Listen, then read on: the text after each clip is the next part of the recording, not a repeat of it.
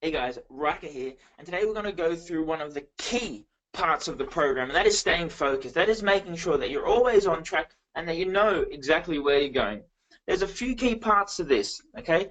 The first one is we have to have focus. We have to know what we're doing. We have to know what we're working towards, okay? We need to have clarity.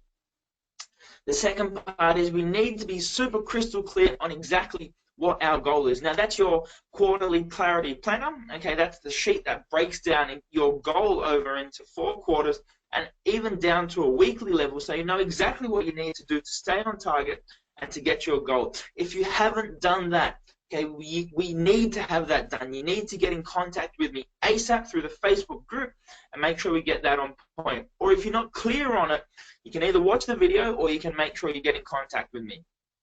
The second thing is we need to make sure we measure, okay? Because if we don't measure, we don't know we're progressing and we're not able to stay on track, or we don't even know if we're on track. Okay, you've got your 4 points of measurements. You've got your progress photos, your stomach, your hip, and your thighs.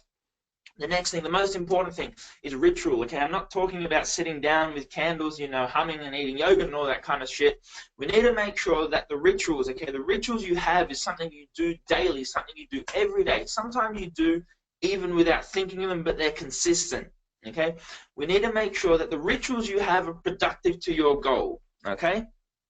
So, what we're going to be doing over the next several months is we're going to be swapping out some of your rituals, okay? We're going to be swapping out the rituals that have created, you know, the body where you are now to rituals that will create the body, the health, the fitness, the vitality, the energy to where you want to and truly do deserve to be. Now, in saying that, it doesn't happen overnight, okay? It does take time to build, but they do work. And look, the thing is, most people are willing to put in 95% of the effort, but give up at the last 5%.